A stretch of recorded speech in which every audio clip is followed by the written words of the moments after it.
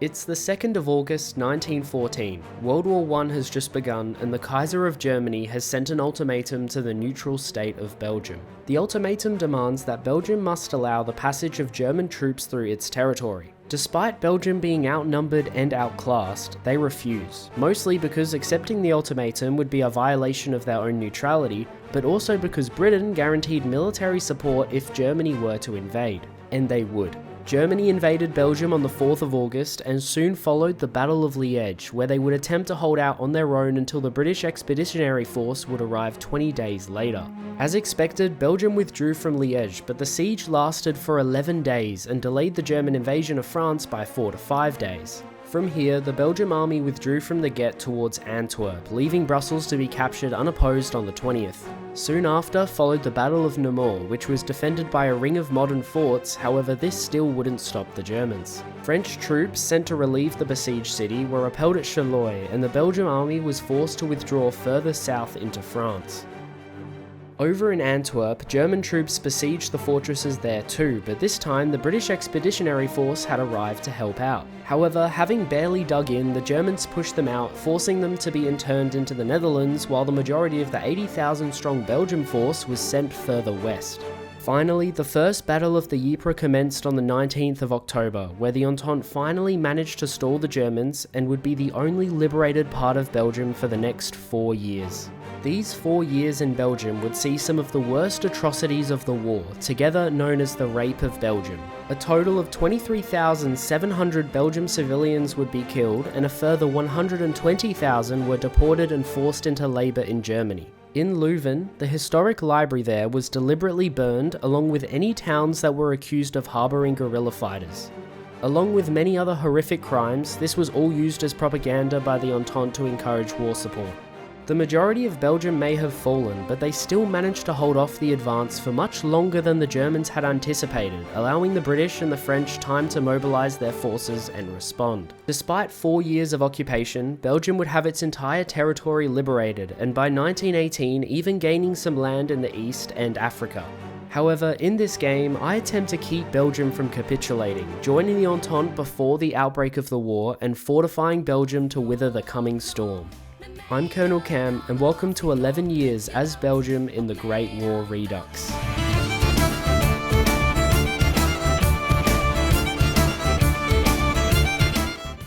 Hello guys, playing as Belgium is either going to be really hard or really easy, and there's only one way to find out. Okay, so the plan is Fortress Belgium. That's the only possible way that I can see I'm going to hold off the Germans. As long as I put forts in these two, I think we should be okay. And if worse comes to worse, there's that river there with Liège behind it. We're going to try and hold Liège as well. We are, of course, a democracy. We've got Franz Schollaert here. Doesn't give any bonuses. We have a constitutional monarch, which is alright, but then obviously Belgium isn't actually its own ethnicity. It's made up of Dutch and French people. Apparently, we don't know how conscription works, and our military has not changed since 1830. There must be some really old dudes there. I just want to get off military governor.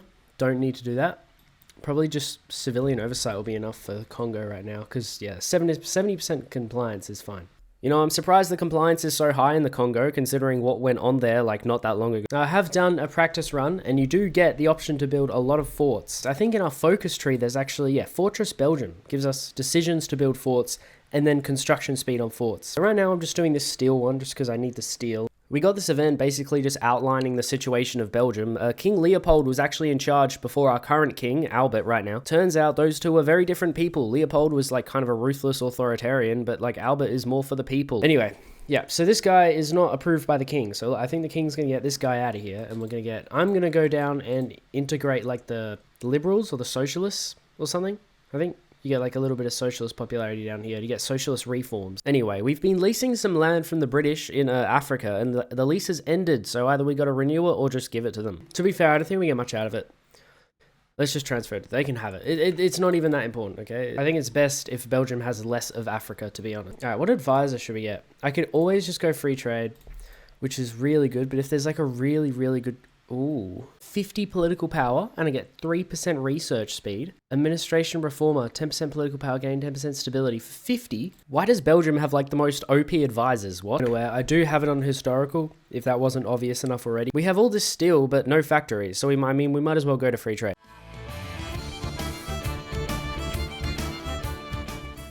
There we go. I should have an insane concern now. Civilian and military factory construction speed, research speed, negative 10% consumer good. Bro, there's no point getting a chief of army because I can't even modify my divisions anyway, but this is what they look like. They're massive. The leader of the country, not the king, but the other guy, is now an unpopular minister after rejecting some education reforms. Hey, there we go. Finally, this guy resigns. And now we get Charles, the guy. Actually, it was this guy. Charles de Beauvais. He becomes the leader. At least now we got a guy who's actually popular with the king and the people in charge. But that doesn't matter because next year, 1912, we would have an election.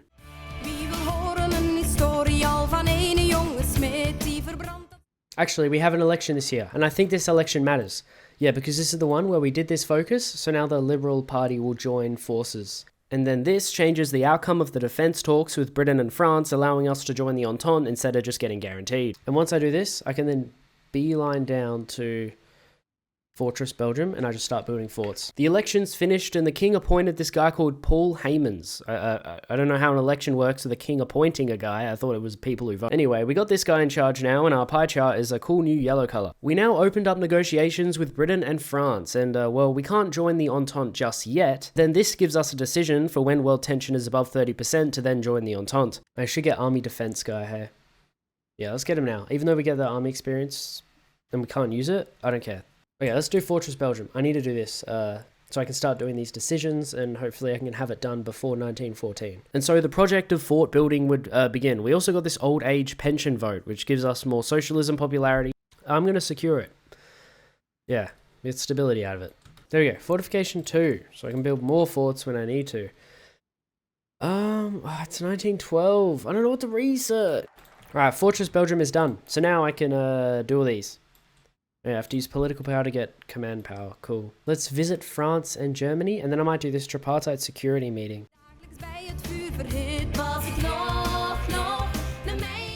After implementing some socialist reforms, I then began building forts along the border and behind the river. Unfortunately, the decisions I have only build one fort in major cities, so not really what I want. Every time I click this decision, I'm not getting any command power. I don't know why. Like, I click it, and then I just don't get, I can't build the forts. I don't know what, my practice run, it worked, but no, it's not working now. Of course it isn't. So then it stopped working. I don't know why it did that, but we don't need that, okay? We got the construction speed. All we need to do is just build them where I want them. Anyway, this security meeting finally happened, and it gave us the decision for when world tension reaches 30% to join the Entente. Look, I'm not getting any command power. This is broken. It wasn't broken when I did my practice run on 5 speed without researching anything and not even trying. We also finally got to the point where we could modify our division templates, which is good. I need that. Organization. Second conscription reform. Oh, we can remove inefficient conscription and we get a vote.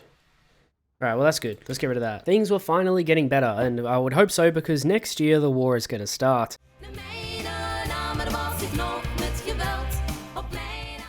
Alright, 1914. The war is going to start this year and I can't even modify my army. Maybe I'm just thinking we go back behind the river to begin with. You know, me saying this is actually kind of ironic because this was actually a debate that the Belgium High Commander had about the army. In real life, they came to the conclusion that they would have a little bit on the border and then the majority on a more defensible line. However, I'm just going to keep everything on the border. Alright, can also get something else. Early mob. If there's a guy that gives like fort construction speed, then 100% I'm getting him. I got this economist guy instead because he lowered consumer goods so I could build forts faster and...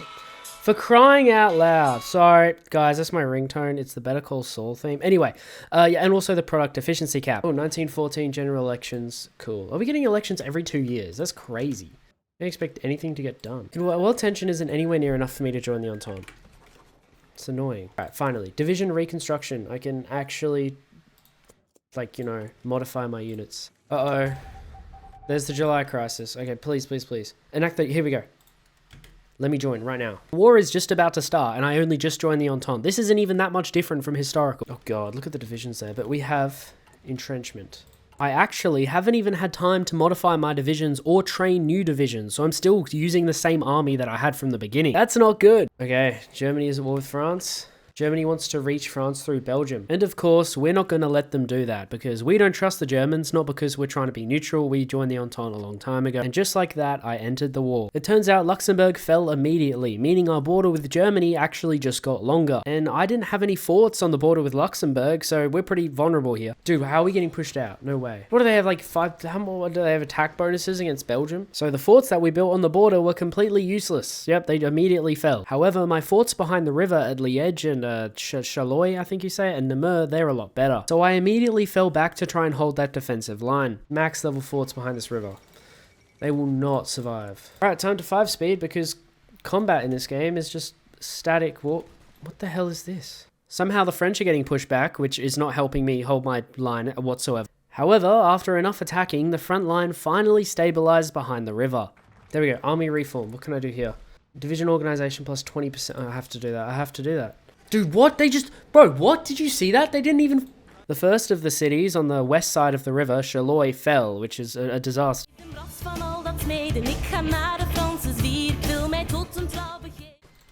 Come on, yes. Where is it? Emergency factory conversion.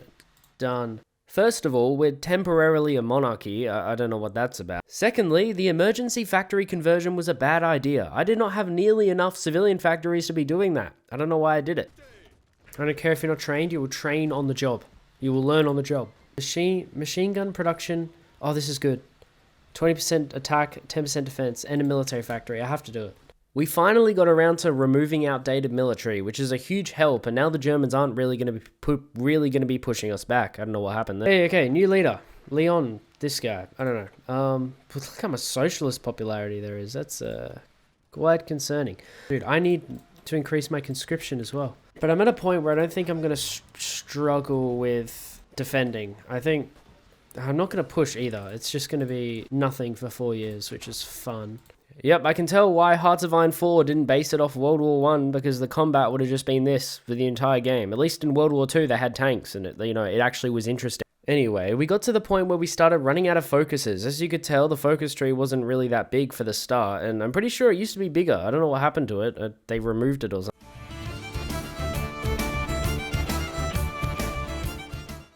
Oh yeah, I need to get off civilian economy. How am I still on civilian economy? And I've still got this. Belgium does not have a national spirit. What the hell is this then? Is this not a... What does this say? National spirit.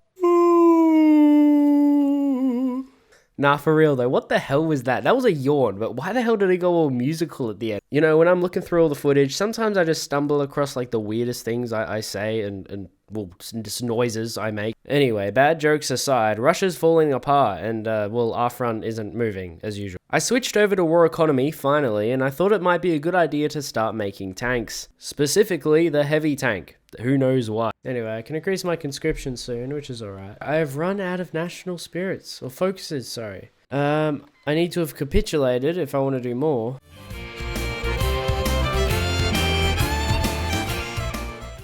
Oh, they're doing a crazy attack. Of course, it's not working. I've entrenched. I've had 3 years to entrench. 3 years of entrenchment they're trying to push past. It's not happening.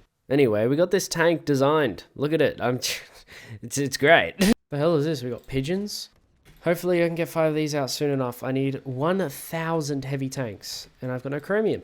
Now it's a race to see whether I can produce 1,000 heavy tanks before the end of the war, and this is why the emergency factory conversion was really bad idea, because I got no resources and I can't trade because I got no civs anymore, because I converted them all to mills. I'm so terrible at this. Hey, America has joined the war. Didn't see that coming. I'm gonna see if I can attack this one province right here. No, of course not. This one will be done soon though. I just need like 23 more heavy tanks. These heavy tanks were coming out at like a rapid pace. So there were 200 of them in one division. We already had almost one done. I mean, granted, it's the end of the year and we only have 1 year left. Well, less than 1 year, but still. There it is. The first tank division.